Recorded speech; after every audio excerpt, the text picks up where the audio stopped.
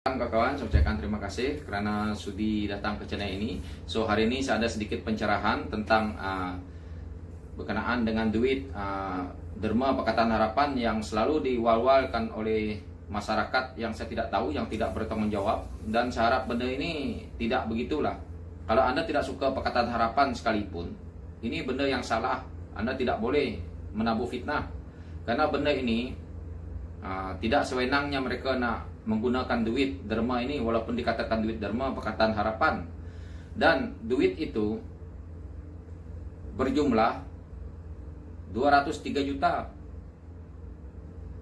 Kalau kita nak lihat angka memang besar, tetapi saya belum nak masuk ke part yang lain. So di sini saya nak bagi tahu dulu berkenaan dengan hal ini. Isunya senang. Duit ini apalagi melibatkan juta-juta, dan duit ini juga dah dilibatkan dalam kerajaan. Mereka sebelum nak menggunakan duit ini, mereka ada membuat lembaga mesyuarat, menteri-menteri. Jadi bila benda ni ada mesyuarat di kabinet ataupun antara menteri, duit ini akan masuk ke dalam Akta Tata Cara Keuangan tahun 1957 dalam kurungan Akta 61. Oke? Begitu. Jadi bila duit ini dianggap sebagai duit kerajaan lah, lebih kurang macam tu. Jadi mereka boleh gunakan untuk membayar ataupun digunakan untuk keperluan kerajaan. Tetapi duit ini adalah digunakan untuk membayar hutang 1MDB. Hutang 1MDB yang nak dibayar itu adalah berjumlah 51 bilion. Kenapa Tun selalu berkata, kalau kamu nak tahu jumlah duit yang hilang, kita boleh susun truk. Tun kata, kontainer boleh susun dekat berapa kontainer. Kalau nak letak di bilik tempat saya bercakap ni, tidak cukup. Mungkin memerlukan tak tahu berapa bilik. Saya pun tidak pernah nampak jumlah duit sebanyak itu. Juta pun saya tak pernah nampak. Jadi saya tidak dapat nak uraikan. Tetapi yang saya tahu itu banyak. 1 bilion itu bersamaan dengan 1000 juta. Itu mudah saja. Jadi kalau dah 51 bilion, banyak sangat itu. Jadi duit yang 203 juta ini tadi tujuannya untuk membayar hutang ini. Kalau Anda nak tengok secara ringkas, saya perjelaskan di sini supaya orang yang tidak paham mungkin akan paham sedikit. Saya ada sediakan ini. Umpamanya ini yang 1MDB hutang. Nih, saya pakaikan jumlah yang kecil nih, 51 ringgit nih. Oke? Ini 51 ringgit. Ini hutang 1MDB nih. Yang Kerajaan Pakatan Harapan kutip cuma segini. Nih, 2 ringgit lebih kurang, 2 ringgit lebih. Nak membayar nih yang 50 ringgit. Itu bahasa mudah supaya nak memperjelaskan hal ini. Jadi nak membayarkan itu dengan bunganya pun ada. Kalau bahasa kampungnya, kalau kita yang selalu dengar orang pinjam dengan alung, ada bunga. Jadi duit ini pun berbunga juga. Bayangkan kalau 51 bilion, kita tak payah banyak lah. Saya tak tahu berapa persen lah, tapi saya tidak mau itu karena saya bukan orang keuangan. Jadi kita bayangkan saja, kalau 51 bilion, kita cuma bagi interest tak payah banyak lah, 2% saja, sudah berapa itu? Silap-silap duit yang mereka gunakan daripada tabung nih tadi, tabung Pakatan Harapan nih tadi, hanya untuk bayar interest. Itu pun mungkin tidak cukup. Itu kalau kita mau tahu. Jangan kita menyalahkan, mungkin Anda lihat karena dia berbangsa lain menjadi Menteri Keuangan, kita nak salahkan dia di situ. Sepatutnya kita bersyukur karena hari ini Pakatan Nasional Pemerintah, mereka mendapat sedikit penjimatan daripada kejayaan lama dulu. Dan ini telah membantukan dalam keadaan kita seperti ini sekarang. Kalau tidak ada pinjamatan dari Pakatan Harapan, benda ini susah juga. Dan kalau nak mengatakan hutang negara meningkat, kita berhutang dengan orang, ada interest dia, ada bunga dia, jadi meningkatlah. Kerajaan yang Pakatan Harapan yang 22 bulan ini, mereka bukan nak menutupkan satu lubang saja. Hutang negara itu sudah terlampau banyak. Mereka tutup sini, kementerian semua ada masalah. Seperti yang saya katakan, tidak banyak, sedikit pasti ada. Jadi begitulah hakikatnya. Orang yang nak menuduh sembarang ini, pikir dulu. Hutang itu terlampau banyak, interest saja. Jangan kata semenjak Pakatan Harapan ini memerintah, hutang pun meningkat juga. Lebih baik dia menutup lubang yang sudah ada, tahu. Kalau tidak, lagi parah. Masih beruntung mereka sempat menang, walaupun mereka pegang sekejap, tetapi ada faedahnya sedikit untuk negara. Kalau tidak, bayangkan, pakai apa nak bayar hutang 1MDB? Siapa bertanggung jawab dengan hutang 1MDB? Tanah reserve, seperti yang diwal-walkan sekarang nih, suruhlah yang sebelah pihak sana tuh bunyi, tinggal 12% lagi. Jawab. Apakah itu, senang saya sebut saja lah namanya, apakah itu Lim Guan Eng yang jual sehingga tinggal 20%? Sempat ke dia nak jual?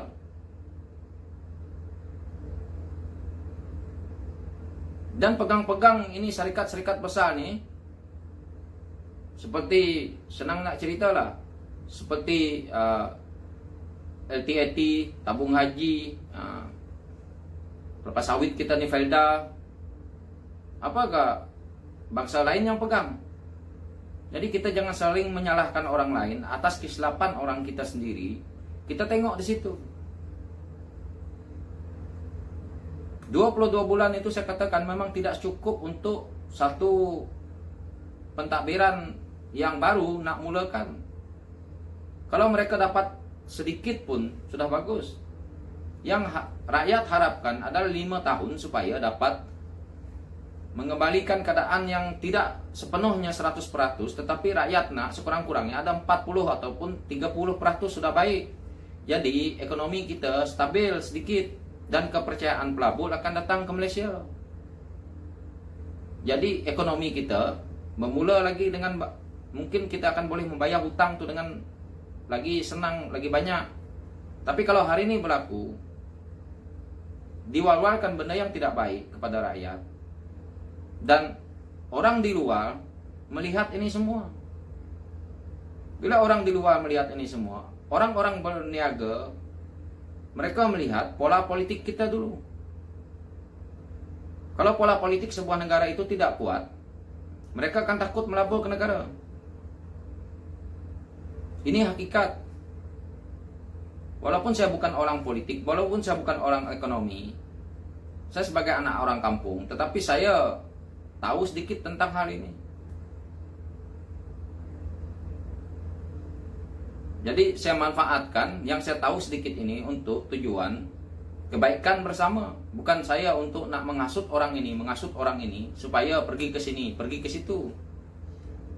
Saya wal-walkan kenapa saya lebih suka orang Pakatan Harapan, karena saya nampak ada di situ kebaikannya lebih baik.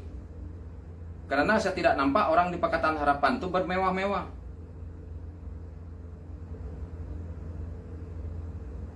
Bila saya cakap ini, mungkin ada yang pikir saya dengki. Saya tidak dengki benda ni, tapi saya ingat akan datang generasi kita akan datang. Generasi kita ni tidak apa, mungkin akan hidup lusa nak mati. Generasi anak cucu cicit kita yang akan hidup menanggung hutang. Bayangkan kalau tanah pun tinggal 12%. Mungkin lagi 20 tahun akan datang habislah. Semua tanah di, entah saya mau cerita di situ. So sendiri pikirlah.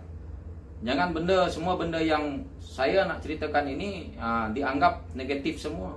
Benda yang positif tidak mau diambil. Hanya fikir nak menyokong yang kita fanatikkan saja.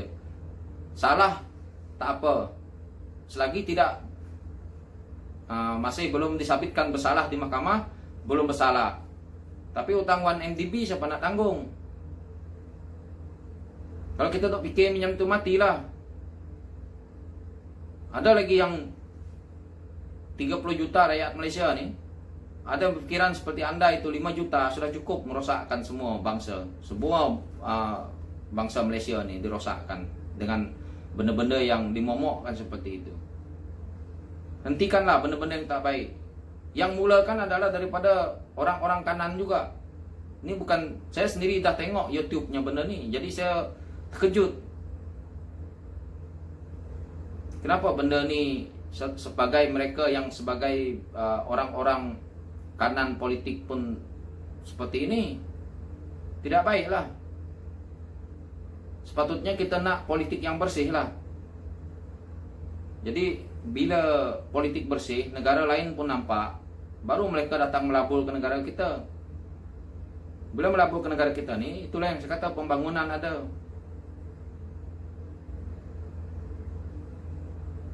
Yang mungkin yang dapat habuan daripada mana-mana pihak, sedaplah. Yang rakyat nih, yang tidak dapat apa-apa, tidak kasihan.